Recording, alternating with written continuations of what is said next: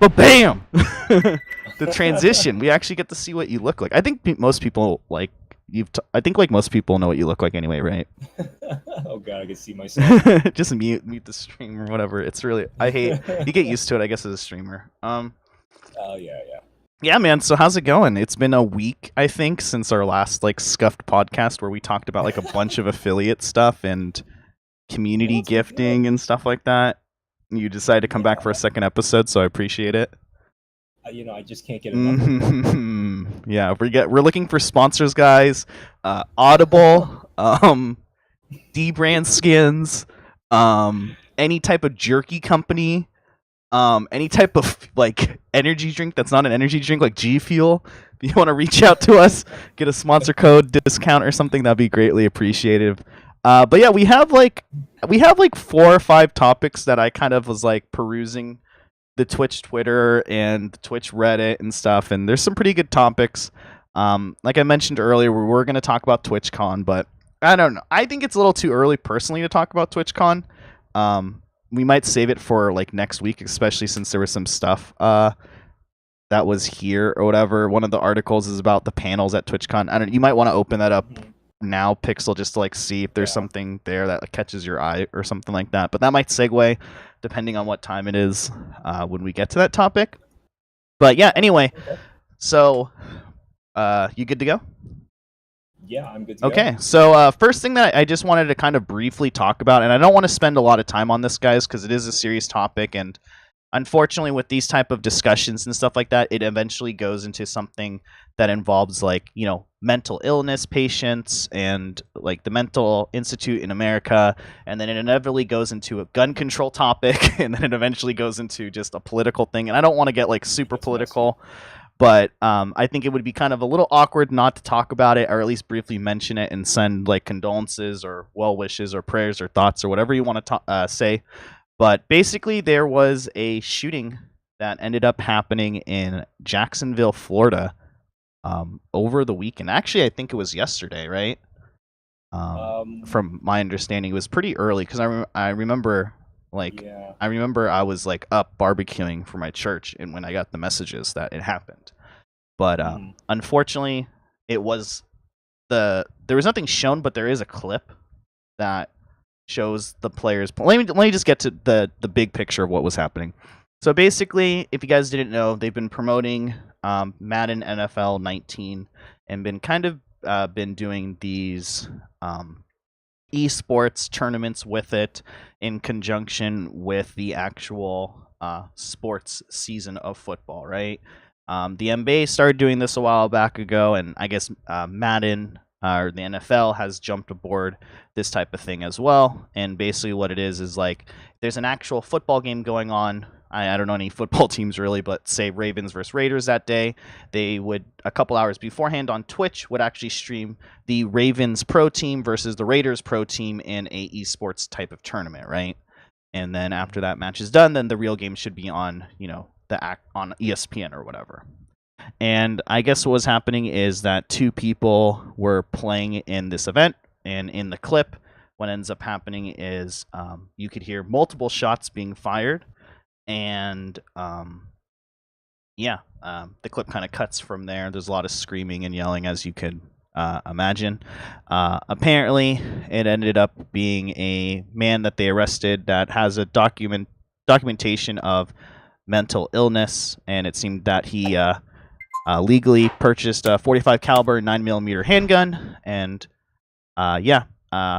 as of today, it seems like it's about 10 to 11 people that are injured, and about 3 to 4 are passed away, died.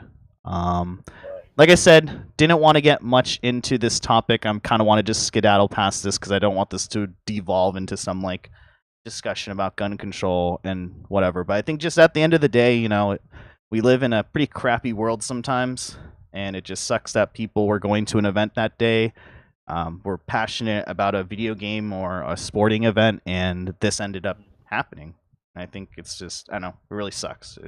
I can't really put into words or just like condolences there. I don't know if there's anything that you wanted to add to that as well, Pixel. Not really. I mean, this is just horrifying because this is meant to bring people together. Yeah. And to have this happen is just, I just don't have any words. It's just unthinkable. Yeah. I will add as well that they did catch the guy. He is in custody, it seems. On top of that, the official Twitch where the clip came from, which you probably guys could look up anywhere on Reddit or on Twitch, and I think Twitch is actually going to be hosting something like this. The actual channel will be doing a 24-hour live stream next Saturday, and all donations from that live stream or subs or bit donations or whatever will be going to the families of the victims. So pretty cool. Good for them to do something like that. And yeah, so if you guys are interested in that, you should just go check out the channel. But like I said, I digress. I want to continue on, but I didn't really want to talk about it. But it is kind of awkward to just kind of skedaddle past that when that is kind of like big news that ended up happening, right? So Absolutely. to balance out something serious, we're gonna go to something a little less serious. KSI versus Logan Paul. The boxing match of the century happened, all right, on Saturday. Pixel, did you watch it? Did you see the streams on Twitch rebroadcasting it? Yeah. Or did you actually pay the Did you actually pay the $50 to watch the pay-per-view on YouTube? There is no way I'm paying any kind of money to watch something like that. You What? know what? Any kind of there's no way I'm gonna like use my own money. I would have been better off burning my money instead of using it to watch that match. Wow. Okay, so you had no interest at all. Were you? Is this the first time you're hearing about it? Like, what's going on right now? I mean, I've heard of it before, like during the event itself. Okay. I honestly don't even know who KSI is. So okay, he's a yeah. He's a YouTube. Oh, so he's a YouTuber. Okay, so yeah. Two YouTubers like fighting each other. Yeah. So basically, what it is so I kind of followed this very loosely. My sources are like H3H3 and other podcasters that are out there, so my information is a little bit skewed. But from what I understand, like a year or two ago, right at this point, there was like the Team 10 house, and like Logan and Jake Paul were doing their thing, and then there was another group of YouTubers over here, like Rice Gum and a couple other people who didn't really like him, and I guess KSI's on that end. They just don't like the Paul brothers for whatever reason. He's a YouTuber. From what I understand, he used to be, I think he still is actually, he's like the number 2 most subscribed channel in Europe, a gaming channel, and he's behind PewDiePie. Right, and so that's kind of how I knew about him, is that he was kind of like the dude competing with PewDiePie for like subs and stuff like that. But I think he ended up transitioning to more, and I think he played like sports games mostly, like FIFA. I think that's what he was known for. This misinformation could be totally wrong. I could be thinking about a totally different person, but I'm 99% sure it's him. And he kind of just ended up just like stopped playing games, and he kind of went into like the whole like the trend of last year, which I feel was like diss tracks, right, on YouTube, where like YouTubers were firing shots. And then this whole thing happened with KSI versus Logan Paul. It was a boxing match that happened in, I believe, Manchester, England. It was in the EU somewhere. And they had a fight beforehand where it was Jake Paul versus Deshi, who Deshi is KSI's younger brother. So the younger brothers fought beforehand, okay? We got history here. And Jake Paul won that fight, apparently. I'm not sure the exact score of that fight. I just know that he won it. And yeah, Logan Paul and KSI were up next. At this point, there were some illicit streams that I did not watch on Twitch because that would be wrong.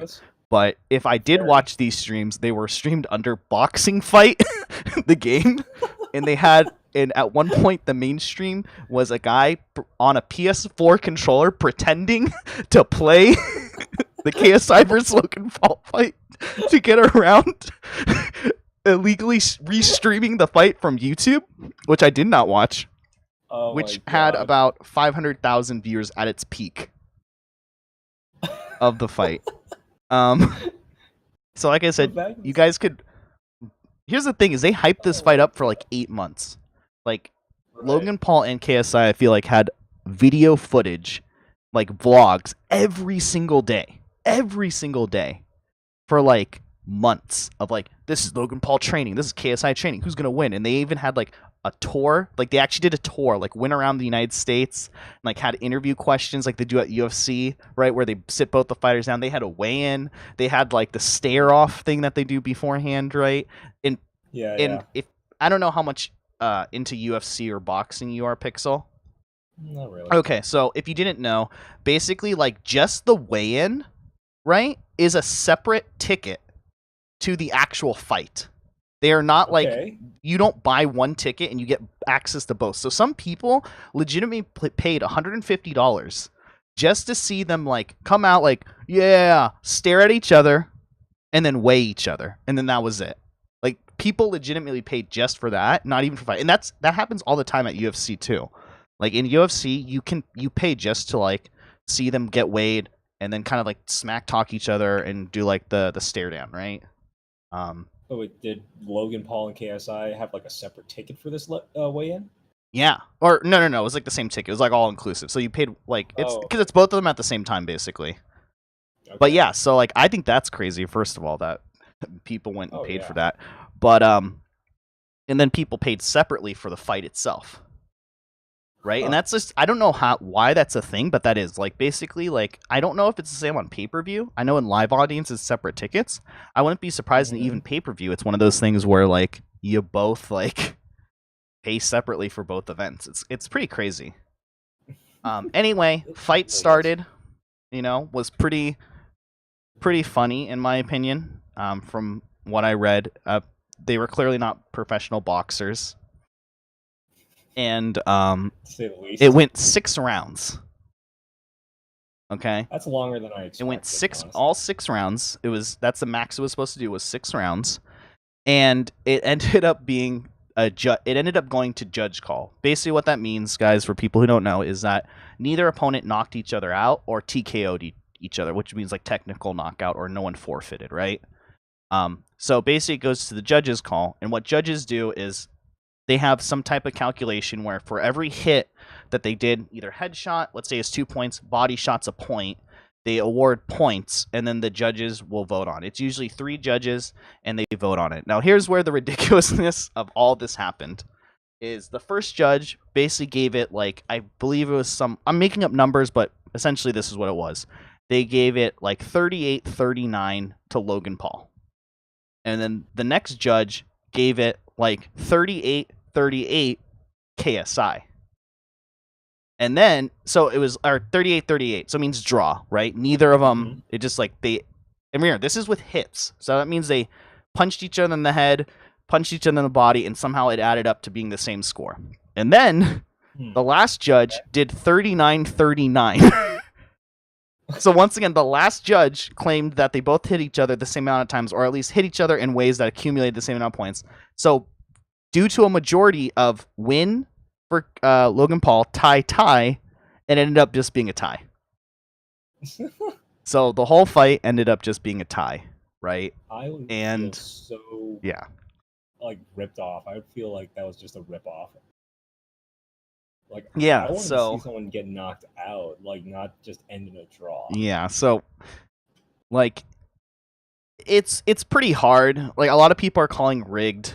I'm not really sure. I mean, I wouldn't be surprised if it is. It's one of those things too where I almost want to say it's not rigged just because like you could rewatch the footage, and I guess if you really wanted to be very analytical about it and see how many times each person hit each other, you know what I mean? And count up the points. But apparently it was a draw. Neither side got the belt.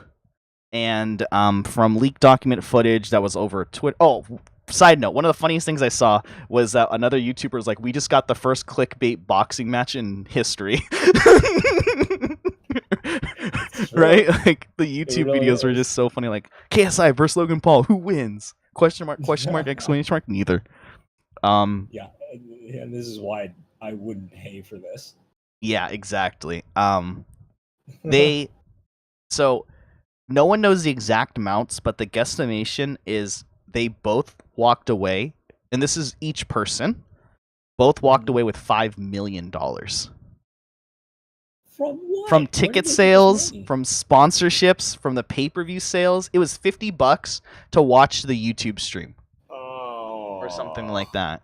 We in the wrong business. Yeah, sponsorships, everything. They both walked away with $5 million. And here's the thing: the contract they wrote out a year ago says that sometime before February 2019, Team Jake, which is Logan Paul and Jake Paul. If you guys didn't know, Team 10 is basically dead, and whatever Logan Paul's thing is basically dead, and they've basically been formed into just like the Team Paul, which their father manages. But sometime before February 2019, there due to the contract, there has to be a second fight, but this time in America, because this fight was in the UK where KSI lives. Okay. So they're gonna make some killer money, right? They're gonna both walk away with another probably cool $5 million each from that fight. So we're looking at $10 million in total here for this fight. Ridiculous. So I mean, what do you think, Pixel? So like, I guess the question I have for you, Pixel, since you didn't watch the fight or whatever, is I feel like we've had just a weird year on YouTube. I don't even want to say Twitch streaming in general. Streaming's actually been pretty lit for the last year. Ninja happened, Drake happened, that whole thing kind of blew up Twitch, kind of put it into the mainstream and stuff. But I feel like 2017, 2016 was like the year of the diss track, right? Like you always heard these like people coming out with these diss tracks. They would go viral, like firing shots at people. Maybe there'd be some like TMZ scuffle or something at some place out in public. And then 2018 happened, and we got conventions, right? TanaCon comes to mind. Other conventions come to mind that were just a big flop. And now all of a sudden, and then we had that one guy, FuzzyTube, did his own concert as well, where he claimed Drake was going to be there and Drake never showed up. Like, and now we have these boxing events. What is your thought on all this, Pixel? Because for me personally, I was in the era of like Shay Carl, Charles Trippy, right? Where it was literally just them kind of holding up a digital camera and or a flip minnow, if you remember those, and like vlogging themselves. Or like, hey guys, how's it going? This is my life. And not really that edited, or like not really looking at it as a business, right? And nowadays it's so crazy. It's YouTube is not what I remember. So what do you think about this whole just YouTubers doing their own events? Do you think it's profitable? Do you think it's like the way that YouTube is going to just go? And what do you think is in the future for a lot of these YouTubers? Man, it's just like that's really, really hard to predict because YouTube has changed so much over the years. Like you said, it started off being like this sort of guerrilla, like shooting, like where you're just going out with a camera, you're just doing something. It's poorly edited, and that was what YouTube was. It was you. But now it's this really, really highly edited, almost clickbaity sort of place where people go, where content is kind of buried and stuff like that. And you made that comment earlier where this is the first clickbait boxing. And I really do think that is kind of like the direction that YouTube has become, where all of its content is more clickbaity. The content is very, very minimal compared to the amount of time that the video takes to, get its point across. Actually, that reminds me of what was it called? The Wadsworth Constant, where you have this huge long video, but if you skip forward like 30% of the way, you'll skip the introduction and you'll get to the meat of the video. Okay.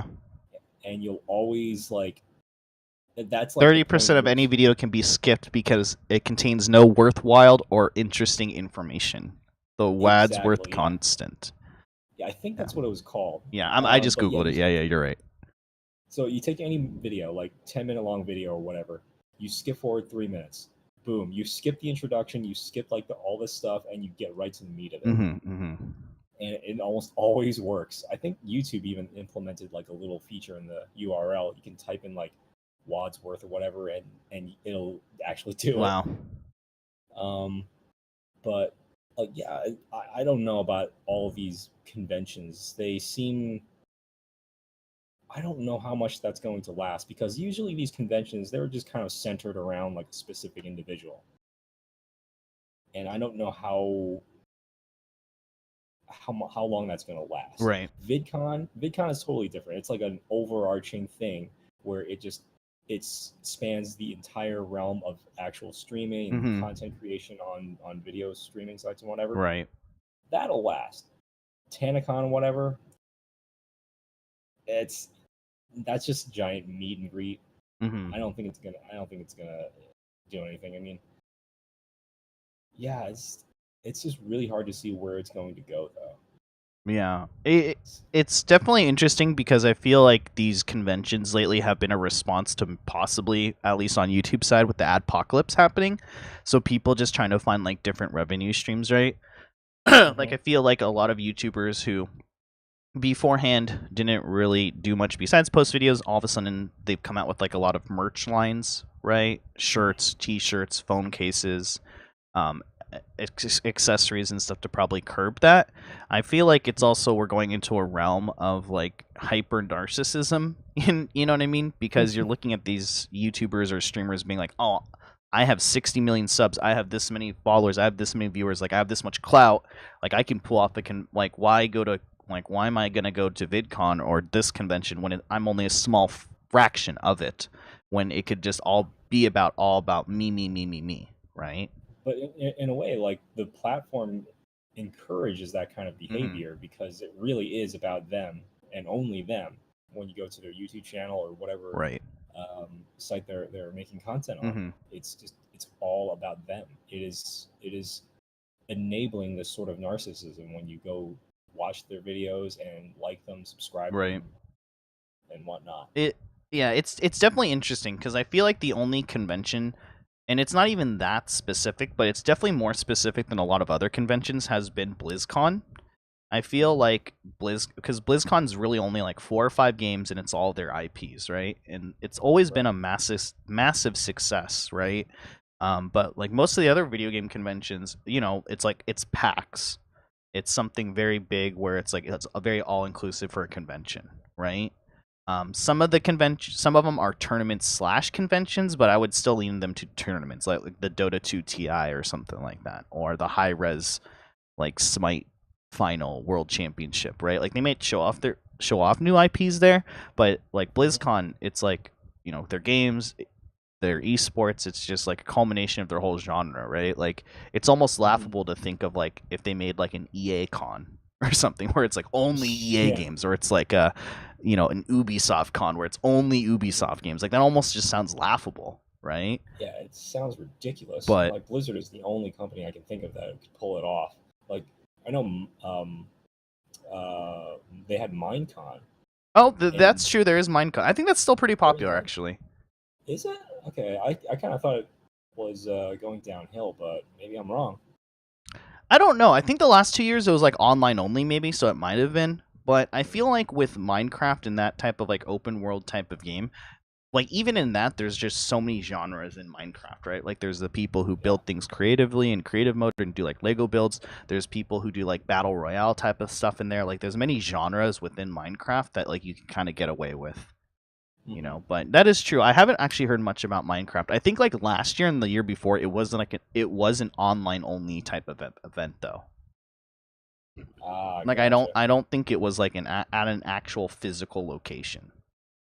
How do you hold a convention that's entirely virtual or digital? I don't know. Let me look it up. Minecon 2017. I'm pretty sure it was like only digital. I'm just like imagining like people logging on to Second Life and then going to some sort of convention space in there and having Minecon within that. Okay, so here it is. On August 8th, 2017, Mahjong announced that Minecon will be taking the form of an interactive 90-minute live stream. So, and tickets were free to the event, and attendees were able to purchase Minecon branded merchandise online to be delivered to their place of residence. So it wasn't really a convention. Okay. It was just a 90-minute live stream on Twitch. All right. Yeah. So I guess I was right. Like, yeah.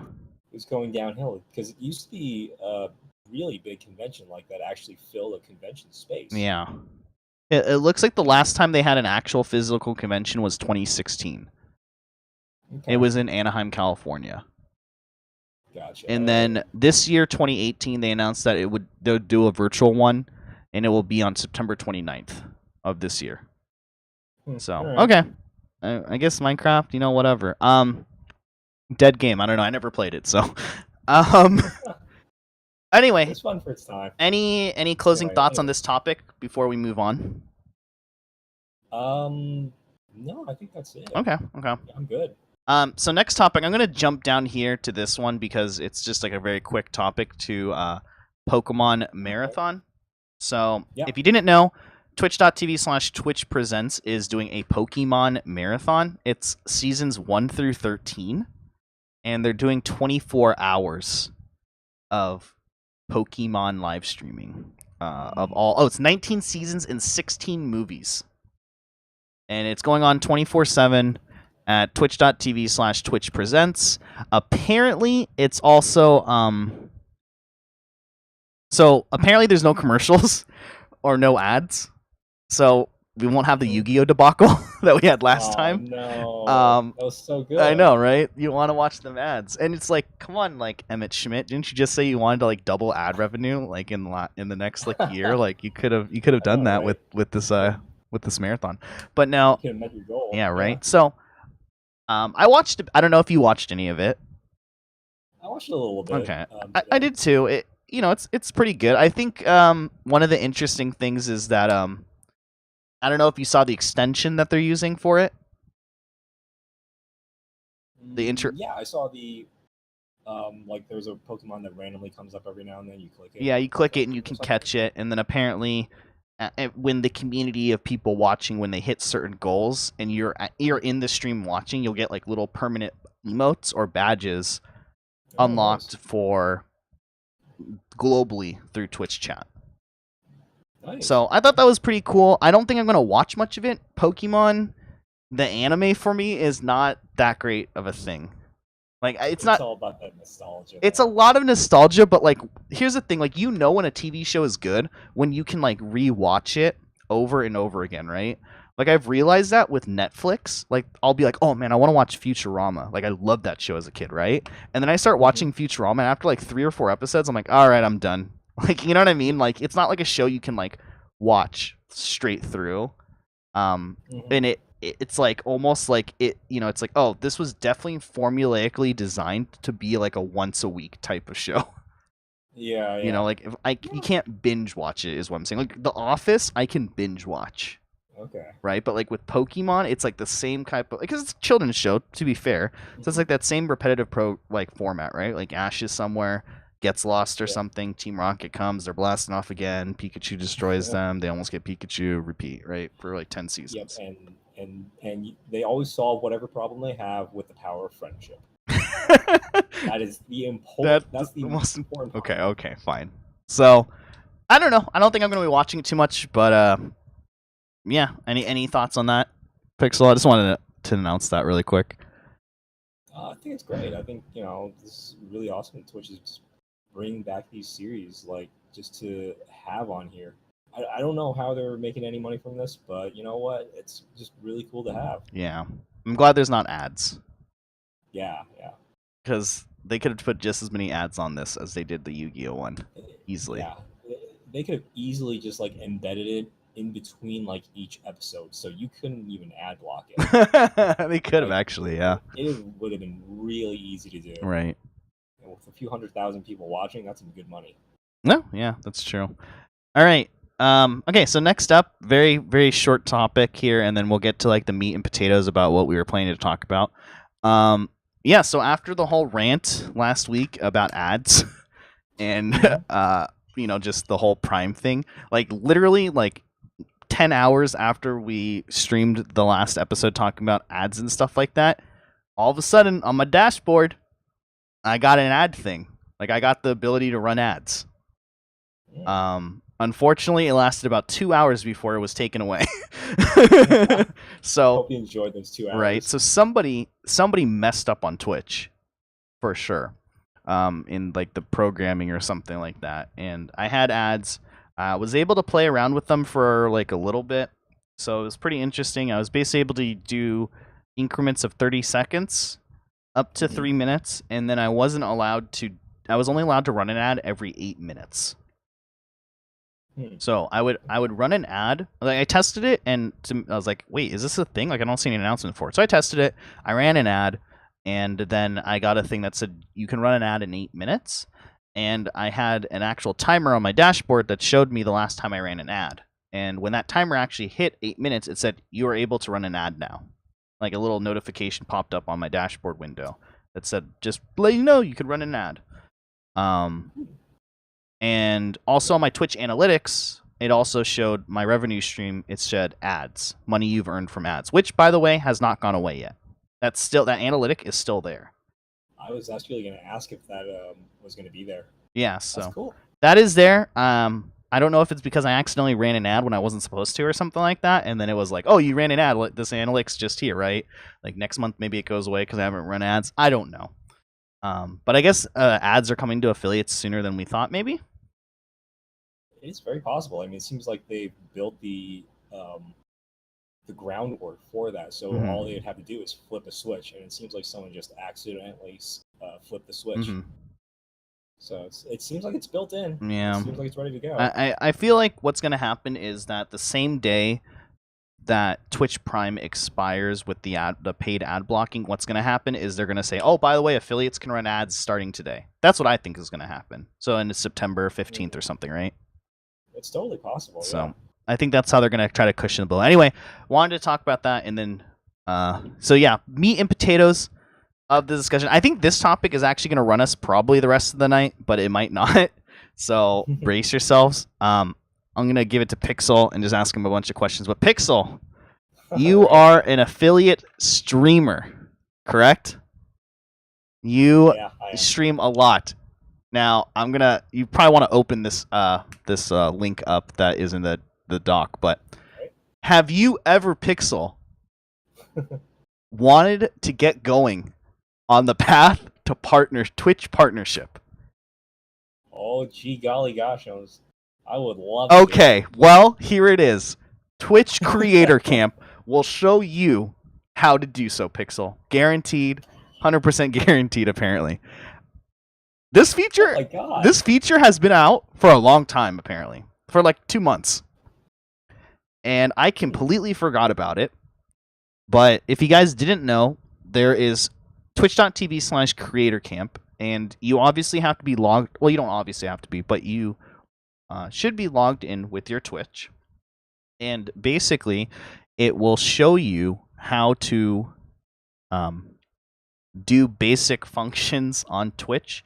For example, set up your stream, how to enable bits, how to upload emotes, and it corresponds to whatever what your status is on Twitch already. So for Pixel and I, we're affiliate streamers. So for us, the splash page we get, it says, looks like you've already achieved affiliate status. Way to go. You can use this site to hone your skills and get to the path of partnership. Right? But for maybe someone who's already a partner, it would show something different. Maybe show them how to network or grow more. For someone who's not even an affiliate, it will just say, hey, here's some ways to start streaming. So my question is to you, Pixel, why? Why does this exist? I always come back to why do companies do things? It's because they want money, right? Correct. And so the more partners they have, the more they can probably get money from that, whether from ad revenue or from people who subscribe. They always love content creators. The more the merrier. Right. And the more people they get on the site and watching content, the more Twitch makes money. Okay. I mean, that's fair. Do you think that this is actually something that you would, that you personally would utilize? Because for me, I've kind of I've kind of looked down a little, if you click the top right, you can kind of see everything, it's learn the basics, and then we're probably over here at level up.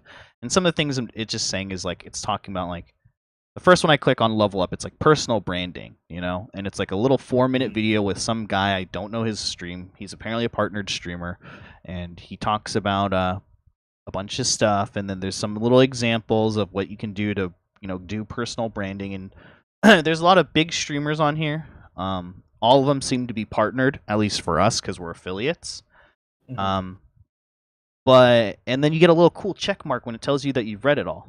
It's good job, you've read it. But do you think this stuff really helps people, or do you think it's trying to give a false sense of hope? Because for me, this is just kind of I don't really see myself ever utilizing this type of stuff, and I don't really ever see it really helping me.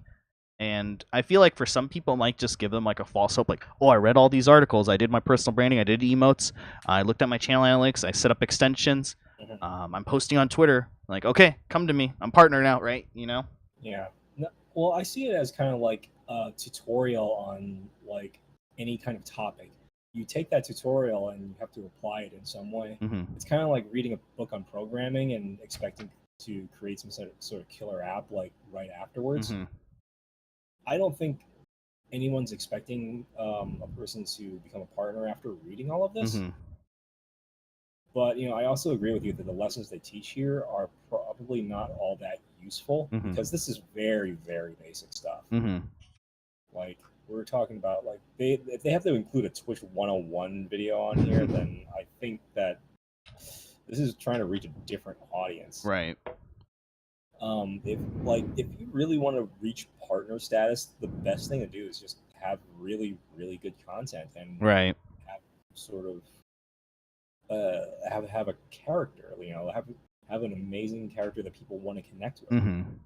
I don't think it's about branding. I don't think it's about emotes necessarily. Like people don't always come for that. Right. It helps. It gives you a professional appearance, but that's all it really is. It's just an appearance. Right. I think just like I kind of just wanted to just springboard off of this, just talking about partnership or just talking about affiliate type of stuff. But I think, at the end of the day, like, I think that a lot of it, I think we touched on this last stream, but it really comes down to just like internally looking at yourself and the content that you're creating and kind of like having a mindset of like what you kind of want out of your content and what you want to do. I feel like on Twitch, it's very easy, and I talked about this last time as well before. It's very easy for you to blame other people rather than yourself as to why your success is not good, right? Right. And I did that personally. It was very easy to see streamers who started after me, who were blowing up, and I was like, what the heck? They're lower ranked than me, or they're not as good at the game mechanically. Like, why the heck do they have like double the amount of viewers, or they're blowing up on followers, or they got this opportunity or that? It's very easy to like blame yourself rather than, or it's very easy to blame others rather than yourself, right? And I think it's not really said enough, but I feel like at the end of the day, it's okay that you don't become an affiliate, or it's okay that you don't become a partner. And I feel like people really should treat this as more of like a hobby at sometimes, because I feel like a lot of people just kind of forget about that type of stuff. No, it really is. It really should be a hobby first, but like also above that, like it should be treated like a business. And if you look at the stats, 90% of businesses will fail. Right. And so you should never feel bad about a stream failing, because that's just kind of how things go. When you start a business and you go out there, you want to look for some sort of niche that you're filling. Like, why does this need to exist? If there is no need for that, then try and find something that people want. Right. And you kind of have to approach a stream in the same way. How are you different than the others? How are you? What are you doing that is going to entice people to come to your stream? Like, whether it's content, whether it's your personality, like, are you creating something that people want to watch?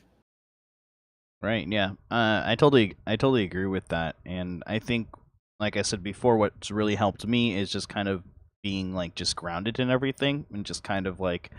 What I always kind of say to myself is that there'll always be a streamer that's bigger than you, and there'll always be a streamer that's smaller than you when it comes to concurrent viewers, when it comes to followers, when it comes to, stream uptime and stuff like that. And just kind of keep just like that level-headedness with it all, because it's very easy and it's very hard. We talked about this briefly, I think, last time, but I still think it's very hard to collaborate or truly network on Twitch. It's very hard compared to YouTube, right? YouTubers can collab and make a video, and at the end, hey, go check out his videos, and probably a lot of people will check out their videos. But with Twitch, if, let's say, I'm streaming on your channel, Pixel, and you tell me, and I'm not streaming at the time, and you tell your followers, hey, go check out Ryan Kubo, he's a pretty good streamer. Well, if I'm not streaming, most likely people aren't really going to follow me. They might, right? There's probably a slim chance. But shout outs and hosting and auto hosting doesn't really help that much.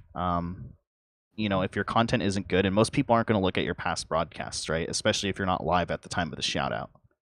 You know what I mean? So I feel like there needs to be another better way to, I don't know, network and stuff like that, especially nowadays, right? Because I don't disagree with any of this stuff this creator camp says, right? You should network, you should post consistently on social media, you should have like good branding and stuff like that. Totally agree with all of it, but I still feel a big part of just Twitch is a lot of RNG. It really is, and unfortunately that's kind of like how a lot of businesses are too. Exactly. A lot of them can come out at the same time and they'll do the same exact thing, but RNG will just favor one over the other, and then that one will become successful. And none of it really is fair. It kind of sucks. It's just being able to push through and keep doing it, or recognizing when something could be changed and changing that. Just anyone who's watching from the VODs or on the live stream, just keep doing you and keep streaming it and make it a hobby, I would say, first and foremost, for sure. And I would say that if you do start gaining like a little bit of traction, and that's that call of when traction is happening, that's something personally that you have to look at. But then I would start, taking it a little bit more serious,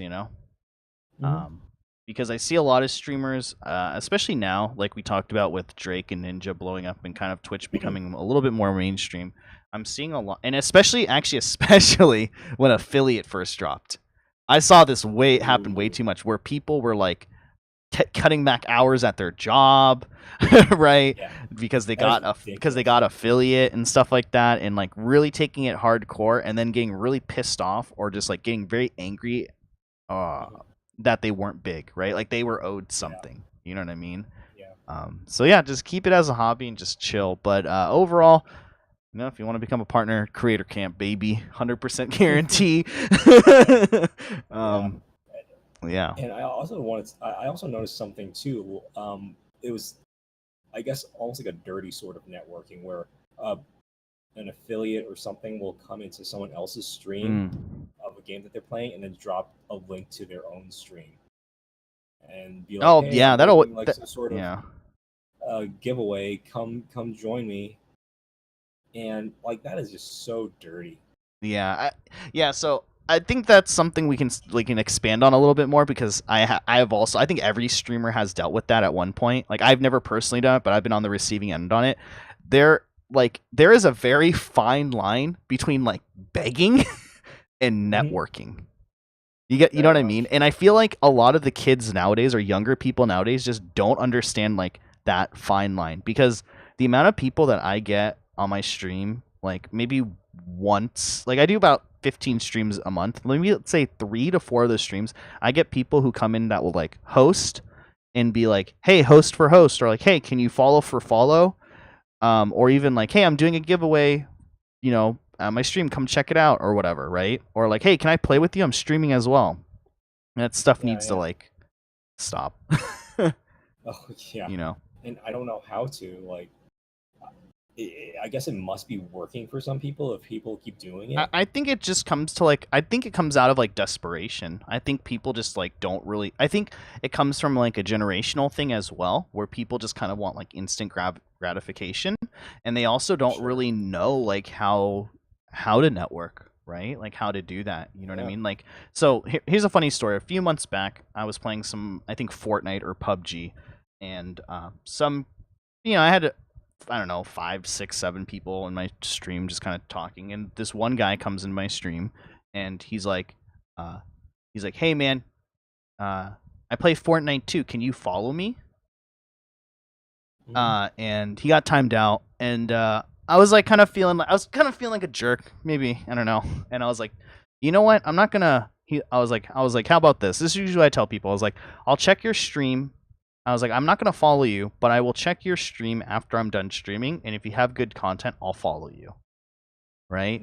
That's fair. That's what I usually say, and I actually do that. Like when people come in and like, hey, can you follow me? Like, nah, man, I'm not going to follow you now, but I'll come check out your stream afterwards if you're still streaming or something, or and maybe I'll give you a follow. But this guy was like, he was like, well, I'm going to bed soon. Can you just come now? Because I have 0 viewers. Like, just come check out my stream like right now. Come follow me. And like he kept asking like over and over again, and I was like, all right. And since I'm a smaller streamer, like those are messages like you can't really ignore, right? And I didn't really want to ban him, right? So I was like, you know what? We're doing this live. We're going to a stream. So I went on display capture. I clicked his username. I dragged it over to my monitor, and he was live, and we watched his stream, and it was pretty bad. It was him directly capturing from like a PS4. He was clearly talking to me from like his iPhone or iPad. That's the only way he could have had my stream up, and it was definitely like a 12 or like a little kid. Like I don't want to name an age, but you know he was definitely on the younger end, and you know I was like, hey man, I'm not gonna follow you. I'm sorry. And then he started apologizing, like, hey man, I'm really sorry. Like I was like, I just kind of told him straight up. I was like, hey, just let you know, in most streams or 99% of streams, like I don't know how much he had like 9 followers too, by the way, but like I was like, most streams you go to, they are going to ban you for doing this, and you are going to get a bad reputation for doing this. You want genuine followers. And he was like, I know. He's like, oh, thank you so much. I appreciate the advice. He's like, it's just so hard out there. Like he's like, I stream 4 or 5 hours every day. Like I don't have enough for a computer, so I stream from my PS4. I love streaming, but like no one watches me. And he was like, I kind of get like sad about it, right? Like it's like a young kid. He's streaming to like no one. And like for me, it's like I don't care, right? Like I usually stream to no one, right? Or like 2 viewers or 3 viewers. But for some of these kids, like it means a lot when, or it means something when no one's watching, or it means something when someone's watching. So I just thought it was just like an interesting thing. But I think it is very damaging because there is a lot of like just do's and don'ts when it comes to networking. But I feel like just talking to them, it's just like a generational thing. Like I almost feel it's like an instant gratification thing, maybe. Or just maybe the younger, like I feel like an old man saying it, but like I have a 10-year-old daughter, and I kind of like deal with this on like a daily basis with like her and then other kids. But just kind of like the work effort, or like just kind of like, having this instant gratification of like, well, I put in the bare minimum, or like I technically did put in the work. I didn't go above and beyond, but I should be getting rewarded for this, right? Yeah. And I feel like that's some people out there. Yeah, it probably comes from just how easy things can get done nowadays. Just looking at all the things we do with computers and like how fast Amazon can ship stuff to you. Everything can be done at the touch of your fingers, and none of it requires a lot of effort. So I think maybe it's just a sign of the times. Maybe that it's just so easy to do stuff nowadays. Yeah. Last thing on this topic that I want to say though is that, guys, when it comes to networking, I think the best bet for it is to genuinely just go in with the mindset of making friends. I think that when people go into a networking mindset where it's like they want to get something from the relation, it's like with any relationship. If you go into a mindset of like, I want something from this relationship, that's very like self-centered, like me, it's probably going to fail, right? There's compromises and stuff like that, right? So a lot of the people that I've met and get hosted by or have come and watched me, or my viewers, like we were friends first. I went into their stream. I never mentioned to anyone, even people some big streamers I mod for. Some of them, like one of them, the main one that I mod for, he didn't even know I streamed for like 5 or 6 months because I just don't mention it, right? I generally just try to become friends with them and talk to them and just hang out in their streams. And a lot of the viewers that I have that come by and stuff like that, a lot of them didn't know I streamed for like a couple months, really, right? Because I just don't mention it. It's not a big. First of all, streaming for me is not a big deal. I'm not trying to make it big. But on the second part, with networking, you're just really just trying to help out another person. And if they return the favor, cool. But if they don't, it goes back to the whole topic of don't become bitter. Don't become mad, because there's some weird things that can happen when people feel like super entitled. Absolutely. All right. Yeah. But yeah, sorry. Anything that you wanted to add to that, Pixel? Networking usually gets a bad rap nowadays. Like the word networking itself can sound kind of slimy to some people, but really it's about forming some sort of business relationship and finding out how you can help each other. Right. What do you have that you can give the other person, and what can they also do in turn for you? It's about helping both people. Right. So never think of it as just like something about like people reaching out and like looking for handouts. It really isn't. Right. Good networking happens when you have someone on equal levels and you have the ability to just better each other from it. Right. Oh yeah, I totally missed that, but like mentioning that, but yeah, that is very true. The amount of people I've seen, like, you know, like they're in Ninja's stream or like in another big streamer's stream, and they're like, "Hey man, can you host my channel afterwards?" Or like, "Hey man, you want to play a game with me?" It's like, well, what do you have to offer, right, to this person? And you know, on the same thing, I've been in calls, I've been in text messages, I've been in DMs with other streamers, you know, that are, you know, well, basically, it's like, what can you offer me? And it's really, they can't really offer me that much, and it's like, oh, this just seems like groveling then, right? Networking is very like fine line of being like a beggar and being like legitimately networking. So yeah, network with people around your own size and do collaborations with them, and yeah, that type of stuff. You know what I mean? Yeah, always look to boost each other up. Yeah, exactly. All right. Enough of this creator studio. Like I said, guys, if you want to get partnered, just check it out. It's pretty simple. It's like 500 words and you're there. You'll be partnered next month, guaranteed. Next up, and this is kind of going to bleed into the topic that we kind of wanted to talk about for maybe the next 30, 35 minutes, let's say. I don't know. I wanted to kind of save this for later. We can probably extend this into like another podcast or episode later on. But TwitchCon 2018, baby, is upon us. Go. San Jose, California, October 26th to 28th. I just looked that up right now. It's on. I ain't going. But you know, you guys can go. You guys are more than welcome to go. I got something called BlizzCon in a couple weeks after that, which I am hyped for. Are you going, Pixel? BlizzCon? I am, but I think what I'm gonna do is only go on that Saturday, because I feel guilty like taking so many days off so close to each other. Okay.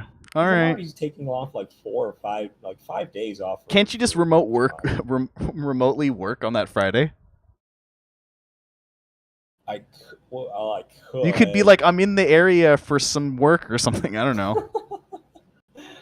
Oh, maybe we'll see. Okay. Anyway. Anyways. Anyway, so kind of like, I guess we can just kind of intertwine this in, because the show notes basically are like the TwitchCon panels got announced for TwitchCon, as well as like there's just a bunch of random stuff that we can talk about when it comes to like Twitch in general or whatever. So, you know, first of all, let's just get to the nitty gritty here. TwitchCon 2018 panels have been announced, baby. Pixel, I don't know if you've looked at any of them or have kind of glossed over some of them, but there's a handful of them starting basically every day around 10:30, let's say. Yeah. Basically right when the doors open, and a lot of them are going on until, you know, around 5, 6, 7 p.m. Is there any that catch your eye? What, you know, have you gone to any panels? I guess before you answer that, I'll just kind of give my thing is my background for TwitchCon. So I've gone the last 2 years, the one in Long Beach and the one in San Diego. Both times I did not purchase a ticket myself. It was gifted to me by some very friendly people that I talked to and some very good friends of mine, and I ended up only going Saturday. Not because there was a party on Saturday, but that also helped as well. And because they were local to me. TwitchCon for me is something that I generally can miss. For me, I feel like both times I only went on Saturday. I didn't really feel like I missed out anything when I didn't go Friday. I didn't miss out anything when I went Sunday. For me, there's just not much for me to do when it comes to panels or con adventures and stuff like that. I know Pixel, on the other hand, is the exact opposite of me. Almost exact opposite. It's like a trek. It's like a yearly thing for him now, right? Pixel? Yeah, ever since that first time. Like my first TwitchCon was San Diego, and then I went to Long Beach as well. Side note, guys, San Diego was where I met Pixel. So to be fair, TwitchCon didn't suck that much then, I guess. So without that, I wouldn't have known him 2 years later. But whatever. Like me sitting here listening to you, going like, I could miss it. I'm not, unless I meet Pixel_Pusher, the OG one who has your legit name. Like I don't care who I meet. But anyway, sorry, continue. Anyways, like I'm lucky to be part of a community that basically took over the entire weekend. So for me, TwitchCon wasn't just about like the convention itself. It was just to meet everybody at a con and just like have fun together. it wasn't just like some random meet and greet. We were there for each other, and we were there like spending time and doing things for the entire day. It was great. Like if I didn't have that, this convention would suck. This like this convention really is about meeting people that you watch on Twitch or that you met on Twitch. Right. Everything else is pretty generic. But yeah, that is the best part about it. That is the very unique part of TwitchCon. And if you're not going for that, then I don't think you're getting the most out of it. Right. I do think that you, in particular, are in a very, very, very, very unique situation. It is extremely unique. I don't know of any other community that does this. Right, because sorry, go ahead. Yeah, like if any other partnered streamer has a meet and greet, it's behind a booth for like a couple hours. And then they're off doing their own thing, going to their parties and, connecting with other streamers and stuff like that. This is a very, very, very rare thing to have, and I'm really lucky to have it. It's amazing. Right. Yeah, yeah. I definitely think that you're in a very good, unique situation when it comes to TwitchCon. I had a handful of friends that came to me came to the last TwitchCon, and it was cool to meet up with them. They were kind of like a crew that I would say I would equate to you, Pixel, where I don't really see them that much IRL, but we talk a bunch daily. And if it wasn't for even just meeting them in general, I probably wouldn't have gone to TwitchCon, as well as meeting up with you and doing other activities there as well for some other people that I moderate for. But in general, I feel like it's definitely like a letdown to a majority of people. I talked to the people that went last year, and most of them are not going to go back this year. Oh wow! Because it just wasn't worth it for them to fly out, have all that money, pay for it, and then they are maybe part of a streamer's community, but most of it is just like, hey, this is my meet and greet time. It's unscheduled. Maybe it's not part of the official TwitchCon, but like, hey, we're meeting at the outdoor area right now for 30 minutes if you want to come say hi and get a picture, right? But it wasn't like an intimate meetup where, hey, let's all go here, or let's all go to the beach, let's all go do this, right? Maybe because they didn't want to, or because their community is too big, to be fair. But yeah, I think that you're definitely in a very good situation when it comes to TwitchCon, because I think for a majority of people, for now, maybe it'll change this year.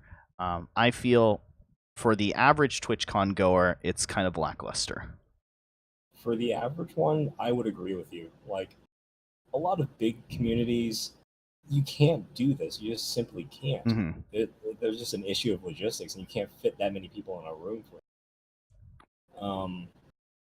So a lot of the times, like, your only chance to meet another streamer is through like a booth or a panel, and a lot of people are gonna ask themselves, like, hey, is it really worth it to fly out to convention to wait like 2-3 hours in line, shake one of their hands and then leave with an autograph? Like, is that really worth it? Right. Yeah. Yeah. You really have to go with a mindset that you're just gonna go there, like, chill and have fun. Like, it really, really helps to have like an IRL friend that you can just hang around with the entire time. Yeah, definitely. I went with my buddy, twitch.tv/Blake the Pleb. Last time, and I wouldn't have gone otherwise if it probably wasn't for him, because it was actually his first time going to TwitchCon. So for me, it was kind of cool to have that experience of being able to see someone experience it. But when he's not a big Twitch guy. The reason why we started this podcast and Pixel's the only one here is because really Pixel and I are, out of my circle of friends, Pixel's the only one who's really into Twitch as much as I am, right? He's not into it. So for him, like, afterwards, it's kind of like, hey, do you want to go back Sunday? Like, we actually had an opportunity to go back Sunday, and he's like, nah, I'm good. Like, I don't think we should. Like, I don't mind missing it. I was like, are you sure? We can buy another ticket. He's like, nah, I'm good. And I was like, all right, that's fine. So for him, he was like, he could kind of understand the sentiment that I had with it, where like, if you were to just go there and let's say you only follow big streamers or you kind of dabble in Twitch, but you're not really part of a Discord community or a community outside of just watching Twitch streams. Let's say you're a lurker in some of these chats, just walking into TwitchCon, there's not much to do. There really when it comes to just the show floor, a lot of it is just advertisement of new things. I think also Twitch always makes these cool little announcements. I think last year we got announced communities. I think we got announced VOD encoding, and we got announced more affiliate type of stuff. But I mean, there's nothing really they can showcase, right? Beyond that type of stuff. So for my friend, it was just kind of like a little boring for him to go to TwitchCon, right? Yeah. And he definitely wouldn't have gone to it solo. That being said, though, Pixel, like I said earlier, I don't know if you've seen any of the schedule for the panels, but are there any panels that catch your eye, or what do you think of just the panels in general at TwitchCon? Do you have a problem with them? Are you okay with them? Are you just whatever? I've never gone to a panel. What's your take on all of it? This is like I'm just looking at the titles of these panels, and it just feels like creator camp. It's like the advanced creator camp. Exactly. This is exactly why I want to talk to you about this before, before. Now, I will say this when it comes to this. I think this is different this TwitchCon. From my understanding, the creators submitted the panels. From what I understand, last year is Twitch made the panels, and then they asked the creators, like they were like, let's make a panel on audio equipment, and they're like, who on Twitch is a partner or who's a partner or pretty well known for a really good audio setup? Oh, let's reach out to this person, and then they would ask them, hey, would you like to be part of this panel at TwitchCon? And they would say, yeah, sure, why not? From what I understand about this TwitchCon is it was all partner or user submitted. Basically, people submitted there was actually documentation that you could submit, and you would list who you would like to see on the panel, or it's like, hey, I want to have a panel for this, and this is what we will be talking about. And so from what I understand, it's a little bit different this time around. So these are mostly user-submitted panels. Gotcha. I mean, some of these are kind of interesting. Like, there's one that breaks down the IRL backpack. Like, if you're into tech stuff and you're actually thinking of doing IRL streams, where is that one? Sorry. It's Sunday at 12 p.m. Okay. Oh, yeah, I see it. Yeah, that actually might be something pretty cool. Like that's really cool. Like you've seen the backpack and you're like, how does that thing actually work? How does that get reception where my cell phone doesn't? Mm-hmm. Oh my gosh, did you read the speakers for that? There's speakers. Yeah, so if you click it, it expands and shows you a little bit more detail. Oh. And it shows you who's speaking on it, but it's like the Gun Run, Shake and Bake, EXBC. That's pretty cool, actually. Yeah. That's pretty interesting. Oh yeah, Gun Run needs to be there. Oh yeah, for sure. It's his backpack, pretty much. But yeah, like some of these are kind of interesting. It's really like the nitty gritty of like technical stuff. Mm-hmm. How to get a stream off the ground, how to do this and that.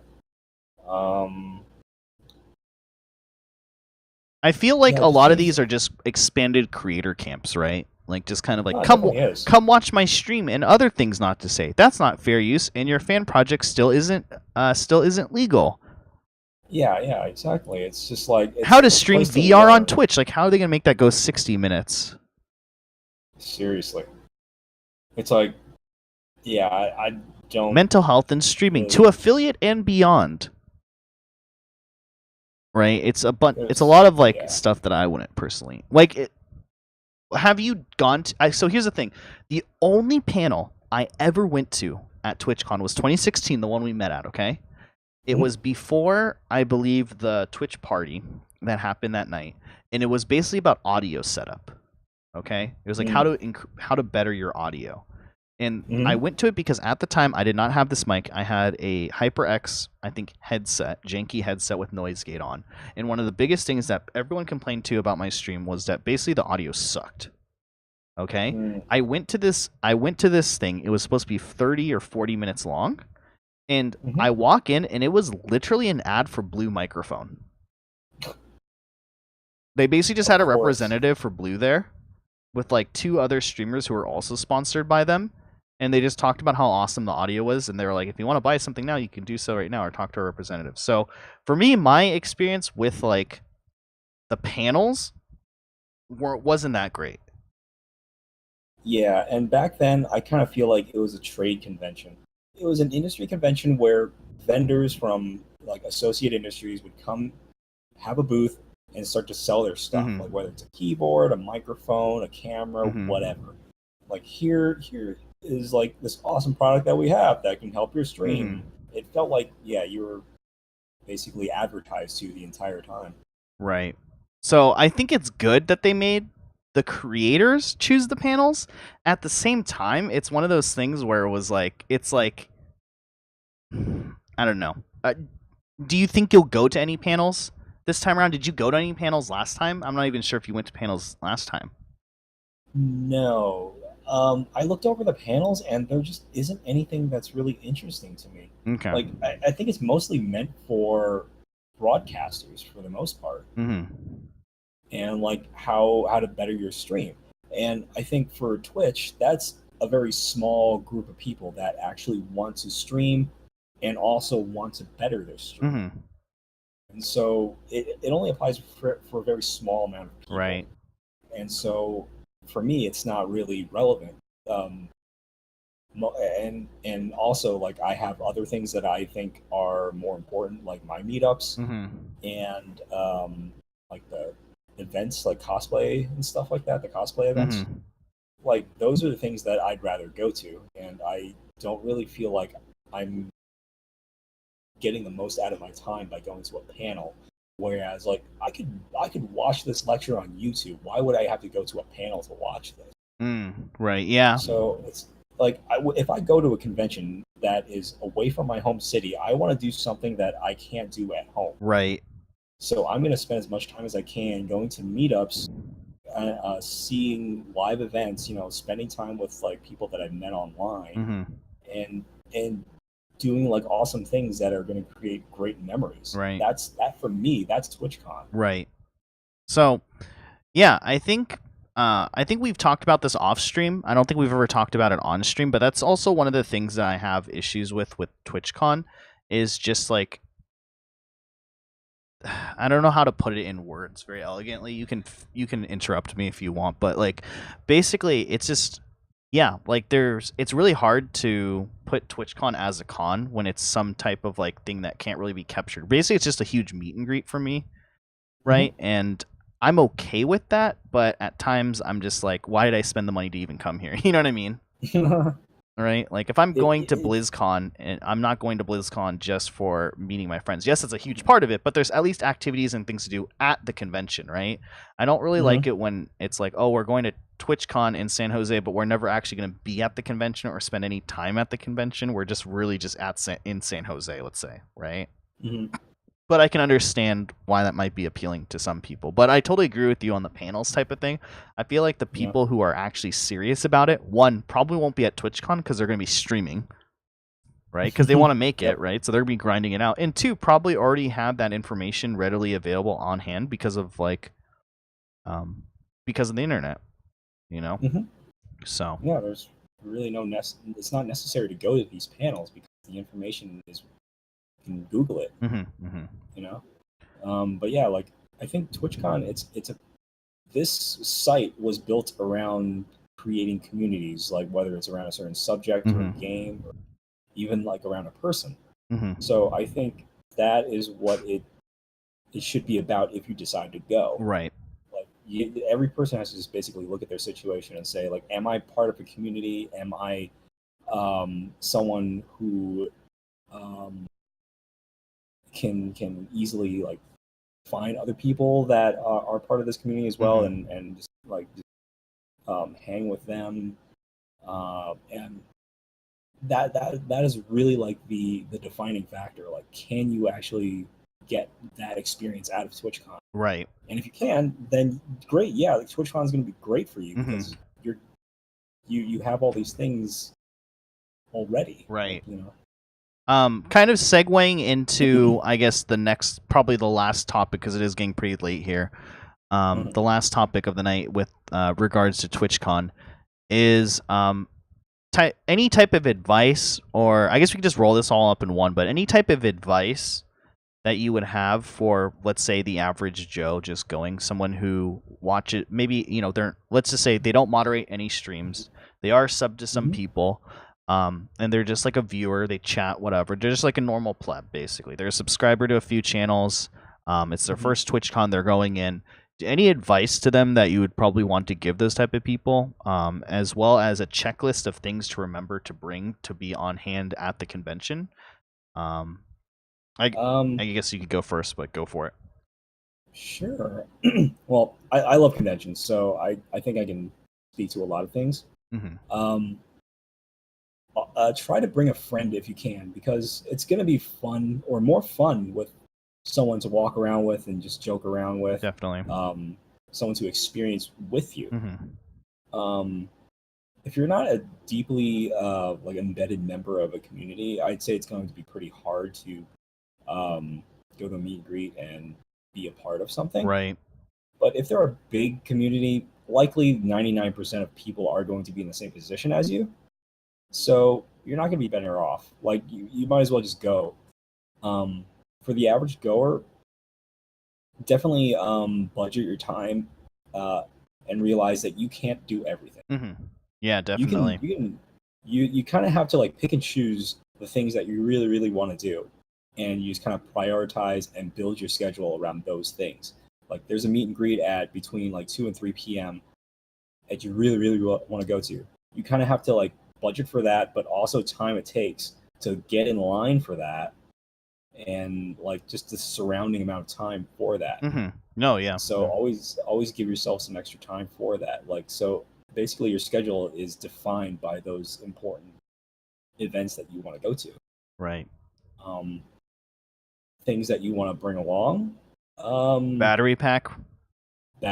Probably. Always bring a battery bank. Yeah. If you can, water. I don't think they let you bring in water, but if you can, like some type of water. I don't think they let you bring it in. Yeah, I don't think so either. Wrong. But yeah, that would be good to bring if you can. Always bring comfortable shoes. Oh yeah, I went to my first BlizzCon with Converse on. Yeah, and that was awful, dude. That was a bad idea. That was really bad. My feet were killing me. Like, any kind of specialized like running shoe is good. If you got hiking shoes, throw those on. Don't go with sandals or flip flops or anything. You'll be dying. Yeah, I would also say probably just like dress light. Just like a light, comfortable type of shirt as well, because like it gets hot in there. Well, this is San Jose in October. The Bay Area is going to be cold. Okay, it's going to be cold there. That's true. Even so, I would still say like kind of dress like, don't bundle up. Yeah, I would like, if you're willing to, carry like a shoulder bag with like a light sweater or something like that. Yeah, that's true. Light hoodie. And usually convention centers are pretty cold on the inside because they have to like cool this huge area with a bunch of people in it. So a light sweater is usually something that I like to bring. You don't really have to bring like snacks or anything either. That just kind of makes things messy. And yeah, I mean, there should be pretty easy access to food, so you don't have to worry about like having something next to you. Right, exactly. Plus, you don't want to like go to a meet and greet with like dirty fingers and stuff like that. And, like, hey, I'm gonna shake someone's hand. It's like covered in corn nuts. Okay, no corn nuts. It's true. Yeah, corn nut dust. Yeah, I definitely think that the best piece of advice is to just try to find people to go with. IRL friends is great. To go with. Basically every convention. Pretty much the only convention that, well, even then I had like an in, but pretty much the only convention I've ever gone quote unquote solo with is actually TwitchCon 2016, where I met you. Pretty much I had bought a mod of mine had bought a ticket the night before around 10 p.m. And I was like, and it was a roll call to pick up the next day. So I was like, crap.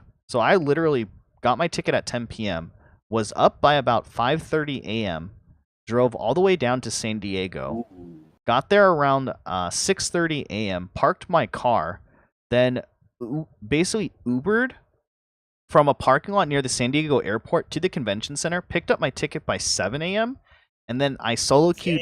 Yeah. So that's why I was so exhausted by the end of the night. Like by the end of the night, I couldn't even stand because I was literally like walking around all day, and it's San Diego, right? So I'd like be walking to and from hotel rooms. It's like super far. You know what I mean? Like I almost want to Uber this half a mile, guys. Like I was dying. Like I literally think I walked like 10 miles that day. I'm not joking. That sounds about right. Yeah. So then, and then drove home afterwards.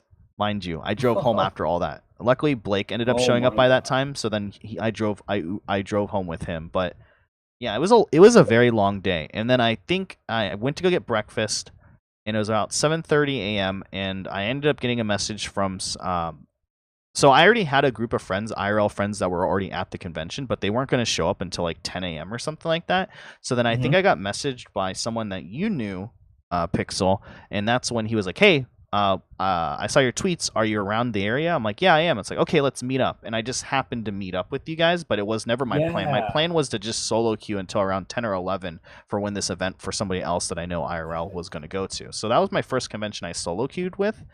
For me personally, it's easy for me to like meet people and make friends with people, so it's not that hard to like solo queue something, but I definitely would prefer to go with people. So I would say to anyone out there to just like try to go with an IRL person. If for some reason you can't, you have 2 months to make friends on various Discords that you're sub to. I think honestly, if you're planning to just save some money, probably the best way to save money is to probably roommate with somebody from said community. I know friends who have done that, and they've had some very good experiences with that and just making new friends because you guys are sharing a hotel room together. You guys are part of the same community. You're going to go to the same meet and greets. You're probably going to walk there together. You know what I mean? Yeah, I think that's a great piece of advice. And I would also say that if you're not heavily invested into a community, this might be a great time to do so and to get heavily invested in said community. And if that's not your forte and you don't really want to do that, I would just say curb your enthusiasm about the convention a little bit then. For enthusiasts, it will be a great experience because like you're going to meet the people that you've been watching for probably years. For the average con goer who kind of like watches every now and then and just kind of like subs and forgets about stuff, you're probably not going to get as much out of it. Like I'm just going to say it right now, like you're going to go there and the experience will be pretty much like your Twitch viewing experience. You'd be like, okay, that's kind of cool. Yeah. It's like, there's that one streamer, like, and they were just walking around. Oh, they're actually taller than I expected. Oh, that's kind of cool. Yeah, it's definitely something to keep in mind, guys. Is just that like from the panels, to the show floor, there really isn't that much to do, unfortunately. And I'm hoping that's something that will change as Twitch evolves. I will say that last year it was a lot better than San Diego, right? It was a lot bigger, definitely a lot bigger than San Diego. Yes. And there was at least little games you could play, demo stations you could play, and streamers would be at those demo stations. So at least there was something to do. But it is definitely something that if you're not there for a certain type of streamer or whatever, it's definitely going to be hard for you if you're just there to just actually go to the con and enjoy the con. Right? You have to like weigh it and just like see how much you actually love this stream. If you have like one stream that you follow and you're absolutely in love with, they have one meet and greet at like 1 hour on a Sunday. Then, and you're traveling out of town for it, let's say you don't live nearby. Yeah, and the whole trip's gonna cost you like $2,000. Like, yeah, make friends, guys. I would definitely recommend make friends before the end. Just make friends. You have like 2 months, guys. Okay, I know it's hard, but try to get your IRL friends to go. If not, try to get into a community. Try to like I said, I think roommating would probably be the easiest way to do it. Find people who want to split a hotel room. And you'll probably bond closer and get to know people a lot closer that way as well. Yeah. And you know what? Every single Twitch channel should have a Discord community. Join that. There's probably going to be some sort of meetup with even just the viewers themselves. Right. Just join that, hang out with them. Right. And sorry. Just try and enjoy yourself. Right. Like it's going to be like any other meetup in real life. You just go there. you don't know anybody, just just try and have fun, let loose a little bit, and make some memories. Yeah, exactly. Anything else that you wanted to add to this before we wrap up? Been going like an hour and a half, actually. No, I think that's it. I think, you know what, we could probably like finish it another time too. Like TwitchCon is such a big subject. Yeah, definitely. We can write down you have the admin privileges for this doc, so if you wanted to delete or add anything to it, I'm gonna delete the articles that were talked about today though, so that we could just restart from the top or whatever. Okay. But yeah, if there's anything that you want to add to that, we can always like expand on that. But yeah, any closing thoughts on just what have you been up to just in the Twitch realm, I guess, and any plans to come hang out with me IRL? My birthday's coming up in like 2 weeks, by the way. Oh, really? Yeah, my birthday's on the 13th, so it's not like a Thursday, so it's gonna be like we're really busy. I'll tell you about it off stream, but I don't think we would have to hang out before the 13th. We can't hang out. We'd either have to hang out we can't hang out that weekend, basically. Okay. Like I have other stuff to do, fine. but anyway. Yeah. Besides that, I mean, is there anything? Anything else happening in the Twitch realm for you, or just any cool events you're going to, or anything like that, or nothing you can tell me on stream, basically, or pretty much. Yeah, I mean, but I mean, the only thing that I've been doing on Twitch is basically modding for a couple of communities. Yeah, same. Yeah. And yeah, like it's been great. Like.